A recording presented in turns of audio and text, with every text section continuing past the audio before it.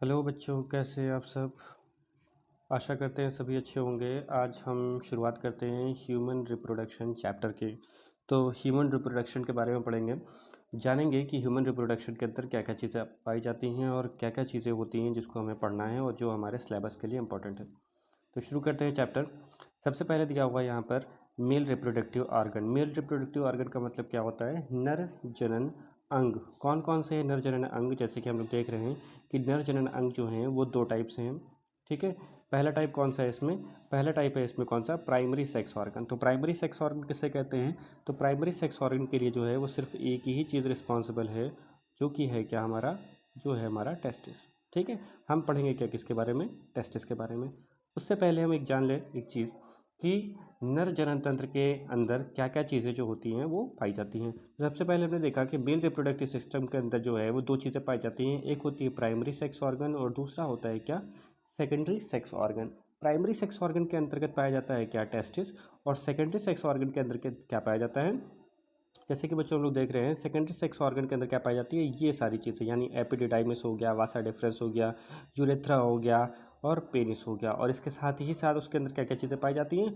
और सारी चीज़ें जो पाई जाती हैं वो ये हैं कुछ इस तरह से, जो कि आपकी ग्रंथियाँ पाई जाती हैं। जैसे कि हो गए एक्सेसरी ग्लैंड्स के अंदर पाई जाती हैं कौन कौन सी? सेमिनल वेसल्स हो गया, प्रोस्टेट ग्लैंड हो गया और साथ ही साथ कॉपर ग्रंथि भी इसके अंदर पाई जाती है। ठीक है, ये सारी चीज़ समझ में आई आपको। अब आगे बढ़ेंगे हम लोग क्या? सबसे पहले हम लोग पढ़ेंगे क्या? प्राइमरी सेक्स ऑर्गन, यानी किसके बारे में पढ़ेंगे? टेस्टिस के बारे में हम लोग सबसे पहले अध्ययन करेंगे। तो शुरुआत करते हैं टेस्टिस के बारे में।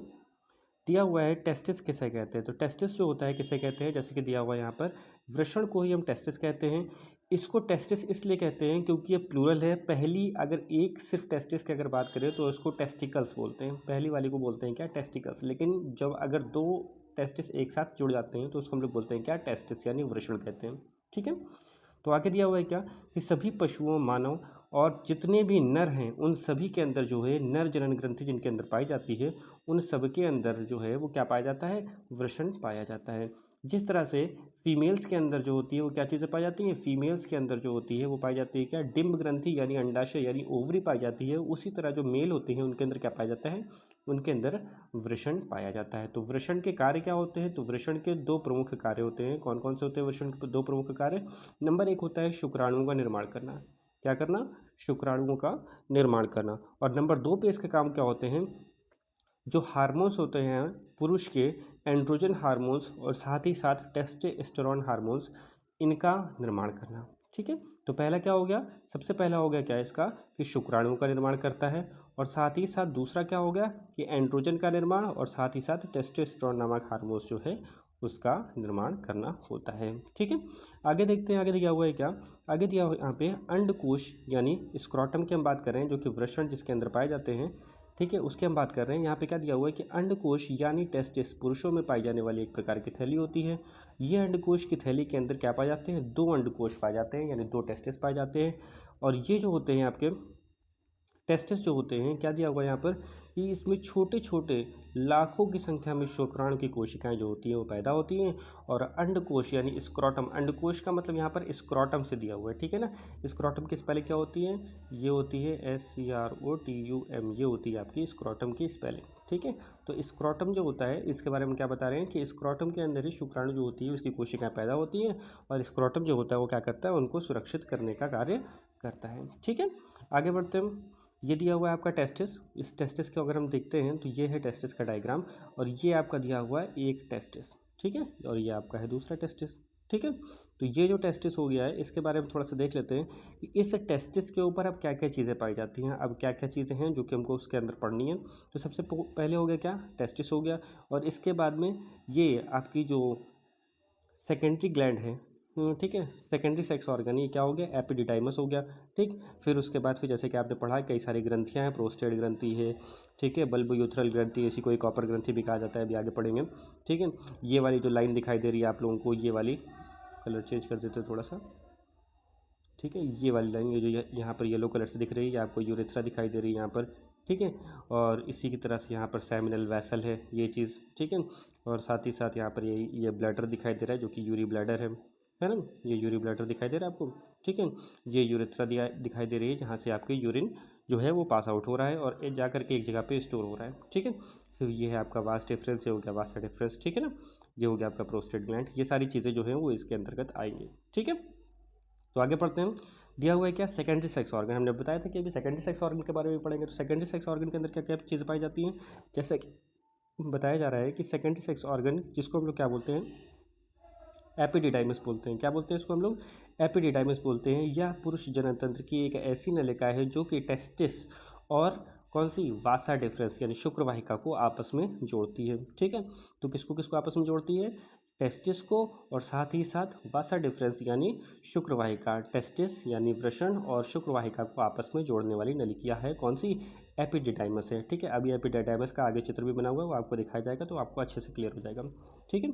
आगे दिया हुआ है क्या, कि यह एक लंबी ट्यूब की नलिका होती है जो कि प्रत्येक अंडकोश के पास में स्थित होती है। एपिडिडाइमस वह ट्यूब है जो अंडकोश से शुक्राणुओं को ले करके जाती है। तो शुक्राणुओं को ले जाने का काम कौन कर रहा है, एपिडिडाइमस कर रहा है। क्या काम कर रहा है, शुक्राणुओं को ले जाने का काम कर रहा है। कौन कर रहा है, तो एपिडिडाइमस जो है वो शुक्राणुओं को ले जाने का काम कर रहा है। देखिए यहाँ पर दिया हुआ है, ठीक है, सही है।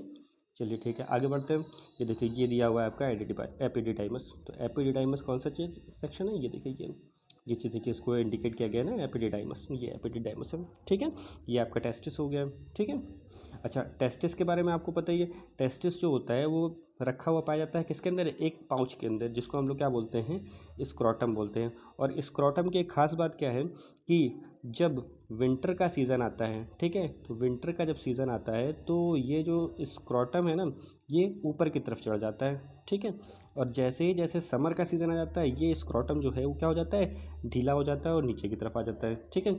एक खास बात और भी है कि इसके अंदर जो टेस्टिस है, टेस्टिस जो है वो स्क्रोटम के माध्यम से बॉडी के बाहर पाए जाते हैं। क्यों पाए जाते हैं बाहर, क्योंकि शरीर का तापमान जो होता है वो अधिक होता है और अधिक तापमान के कारण शुक्राणु जो होते हैं वो टेस्टिस के अंदर बनते हैं, सॉरी स्क्रोटम के अंदर बनते हैं, टेस्टिस में। अगर ये स्क्रोटम जो है, जो कि शरीर से बाहर अगर नहीं होता है और शरीर के अगर अंदर होता है ये स्क्रोटम, तो जो शुक्राणु जो इसके अंदर बन रहे हैं वो शुक्राणु इसके अंदर नहीं बन पाएंगे। और शुक्राणु अगर बन भी जाते हैं तो वो मर जाएंगे, क्योंकि उनको ज़्यादा टेम्परेचर मिलेगा। जबकि हम लोग को मालूम है कि जो स्क्रोटम के अंदर जो टेस्टिस जहाँ पे रहते हैं, उनका टेम्परेचर जो होता है वो हमारी बॉडी टेम्परेचर से लगभग 2 से 2.5 डिग्री सेंटीग्रेड क्या होता है, कम होता है। 2 से 2.5 डिग्री सेंटीग्रेड क्या होता है, कम होता है, ठीक है। ये चीज़ हमको ध्यान रखनी है, ठीक है, समझ में आए। तो एपिडिडाइमस आपने देख लिया, टेस्टिस देख लिया, उनसे जो जुड़ने वाली चीज़ें वो सभी आपने देख लिया, ठीक है। ठीक है, फिर आगे बढ़ते हैं।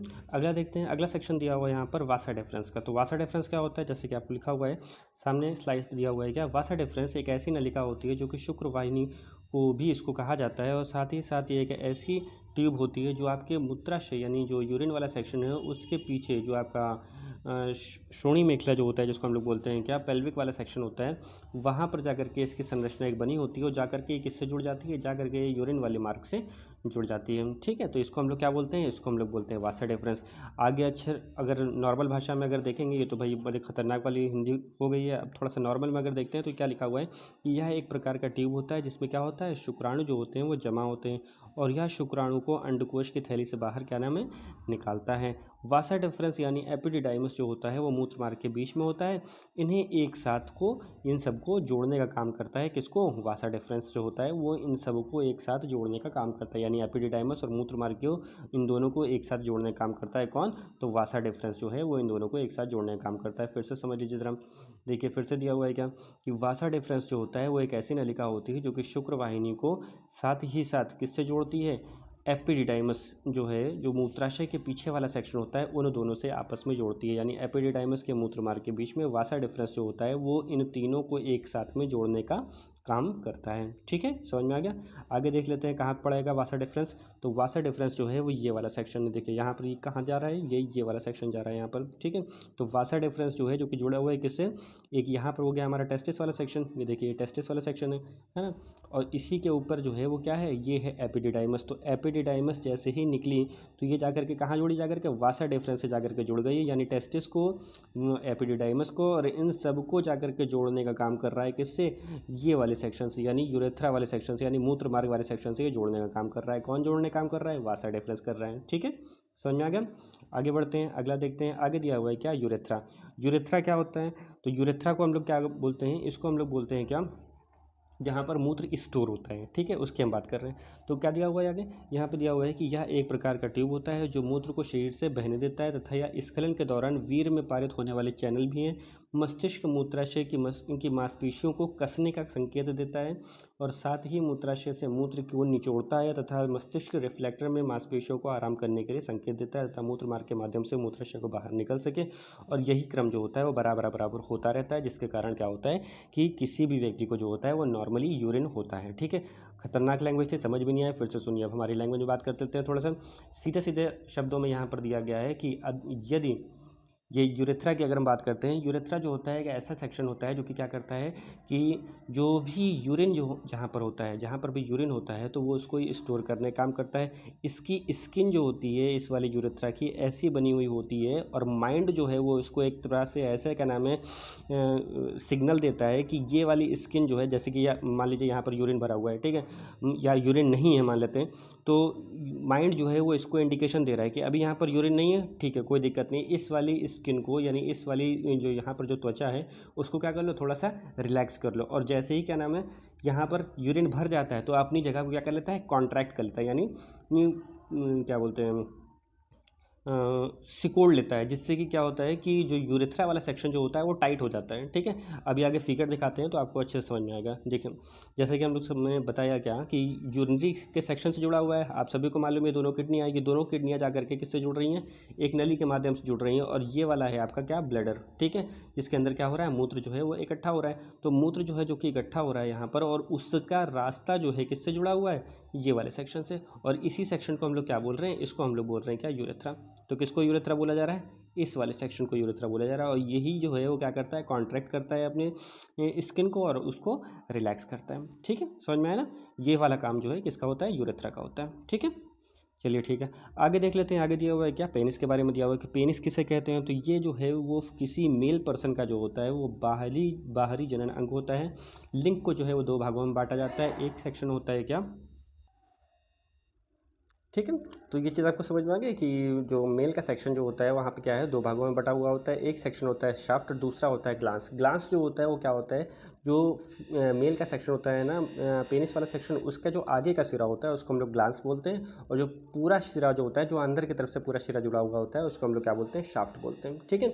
इसमें जो होता है वो एक ट्यूब दी होती है जो कि क्या करती है, यूरिन को बाहर करने काम करती है, और यही इसी का काम होता है, सिर्फ मूत्राशय को बाहर निकालना, बस, बाकी और कुछ नहीं है इसमें। और इसी के नीचे ही जहाँ पर ये आपका ये यूरिन वाला सेक्शन होता है, यूरिन की जो ट्यूब होती है उसके जस्ट नीचे ही एक ट्यूब और होती है जिससे कि स्पर्म जो होता है वो रिलीज़ करता है। अच्छा, एक स्पर्म के लिए मैं अलग से वीडियो बना दूंगा क्योंकि वैसे भी वीडियो बहुत ज़्यादा लॉन्ग होती जा रही है और अभी इसमें बहुत सारी चीज़ें और भी जुड़ी हुई हैं, ठीक है।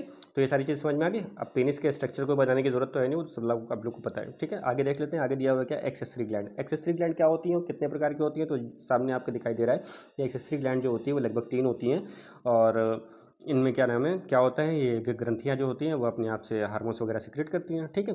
तो आगे दिया हुआ क्या कि वीर्य के उत्पादन के लिए वीर्य पुट्टिका, जिसको सेमिनल वेसल बोलते हैं। दूसरा हो गया क्या, प्रोस्टेट ग्लैंड हो गया, और तीसरा हो गया क्या, बल्बो यूथ्रल ग्लैंड, जिसको हम लोग क्या बोलते हैं, काउपर्स ग्रंथि भी बोला जाता है, ठीक है। दिया हुआ है क्या, यहाँ पर दिया हुआ है कि पुरुष जो है, ठीक है, पुरुष जो है वो सहायक ग्रंथि उसके अंदर पाई जाती है, जिसको हम लोग क्या बोलते हैं, वीर पुट्टिका, यानी क्या बोलते हैं सेमिनल वेसल बोलते हैं, ठीक है। और दूसरी होगी क्या, प्रोस्टेट ग्लैंड होगी, और तीसरी होगी क्या, आपको बल्बो यूथ्रल हो गई। ये ग्रंथियाँ जो होती हैं वो तरल पदार्थ को क्या करती हैं, निकालती हैं, जो कि प्रजनन प्रणाली में शुक्राणु को जो है वो क्या करता है, चिकनाई प्रदान करता है, जिससे कि शुक्राणु जो होते हैं क्या होता है, वो द्रव में फैल जाते हैं और महिला के शरीर में जो होता है वो बहुत आसानी से प्रवेश कर जाते हैं, ठीक है। समझ में आ गया ना आपको। कहने का सेंस सीधा सीधा ये है कि ये जो ग्रंथियाँ होती हैं एक ऐसा पदार्थ जो होती है, तरल पदार्थ स्रावित करती हैं, जो कि क्या करता है कि शुक्राणु जितने भी होते हैं उनको प्रजनन के लिए सहायता करते हैं वो, और उनको चिकनाई प्रदान करते हैं, जिससे कि वह शुक्राणु जो होते हैं वो फीमेल की बॉडी के अंदर जैसे ही इंटर करते हैं, तो इंटर करने के पश्चात में ही वो उनको एक सरल मार्ग मिल जाता है, आसान मार्ग मिल जाता है, जिससे वो आसानी से परिवहन करते हैं और फीमेल की बॉडी के अंदर इंटर कर जाते हैं, ठीक है। आगे देखते हैं क्या सेमिनल वेसल क्या होते हैं, कहाँ पे पाए जाते हैं, उसके बारे में देख लेंगे, ठीक है। देखिए यहाँ पे दिया हुआ है क्या, सेमिनल वेसल के बारे में दिया हुआ है। यहाँ पे दिया हुआ है क्या कि सेमिनल वेसल यानी वीर्य पुट्टिका जो होती है, इसको प्रोस्टेट ग्लैंड के स्राव शुक्राणु के को पोषण प्रदान करता है। सेमिनल वेसल जो होता है वो प्रोस्टेट ग्लैंड जब क्या नाम स्रावित करती है तो इसमें से शुक्राणुओं को क्या होता है, पोषण प्रदान करता है और उनको आगे जाने की प्रक्रिया को आसान बना देता है। मूत्र मार्ग शुक्राणुओं और मूत्र के लिए एक आम रास्ता बनाता है। मूत्र मार्ग जो होता है वो शुक्राणु को लिंग तक ले जाता है और शरीर से बाहर जो होता है वो ओपन कर देता है। ठीक है, जो मूत्र मार्ग जो होता है वही क्या नाम है, क्या दिया हुआ है, वही भी शुक्राणु को जो है वो आगे तक लेकर के जा रहा है और शरीर से बाहर जो होता है वो ओपन कर देता है। ठीक है, फिर से थोड़ा समझ लीजिए, फिर से थोड़ा सा हो जाएगा एक दफ़ा रिवाइज। शुक्राणु को प्रोस्टेट ग्लैंड के माध्यम से शुक्राणु को जो है वो क्या मिल रहा है, सेमिनल वेसल और प्रोस्टेट ग्लैंड के माध्यम से शुक्राणु को क्या मिल रहा है, पोषण मिल रहा है और वह आगे जाने की प्रक्रिया को आसान बना रहा है। मूत्र मार्ग में शुक्राणुओं के लिए एक आम रास्ता बन जाता है, एक नॉर्मल सा रास्ता बन जाता है जिसमें जो शुक्राणु जो है वो क्या करता है, लिंग की सहायता से यानी पेनिस की सहायता से शरीर से बाहर निकल जाता है। ठीक है, और सेमिनल वेसल कहाँ पाई जाती है, तो सेमिनल वेसल जो है वो ये पाई जाती है, ये देखिए आपको दिख रही है। ठीक है, ये है आपका सेमिनल वेसल। ठीक है, क्लियर है। आगे बढ़ लेते हैं, अगला देख लेते हैं प्रोस्टेट ग्लैंड। ठीक है, प्रोस्टेट ग्लैंड क्या होता है, तो जैसे आपको दिखाई दे रहा है कि प्रोस्टेट ग्लैंड जो होती है वो एक प्रकार की ग्रंथि होती है जो केवल पुरुषों में ही पाई जाती है। यह एक अखरोट के आकार के बराबर ग्रंथि होती है। यह मनुष्य की ग्रीवा के नीचे यानी जो मूत्राशय की ग्रीवा होती है यानी पेनिस की जो ग्रीवा होती है उसके पास की बात कर रहा है। ठीक है, और उसको इधर उधर से क्या नाम है, क्या करते हैं, डिनोट करती है। जैसे ये वाला सेक्शन है और इसके एक साइड में यहाँ पर और एक साइड में यहाँ पर जो है वो पाई जाएगी।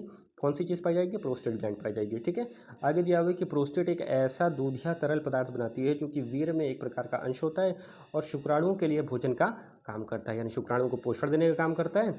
और ये सारी चीज़ें जो होती हैं किसमें पाई जाती हैं, एक पेनिस के जो ऊपर वाला सेक्शन यानी ग्रीवा वाला सेक्शन जो होता है वहाँ पर पाई जाती है प्रोस्टेट ग्लैंड। ठीक है, तो प्रोस्टेट ग्लैंड कहाँ पाई जाती है, फिगर में देख लेते हैं थोड़ा सा।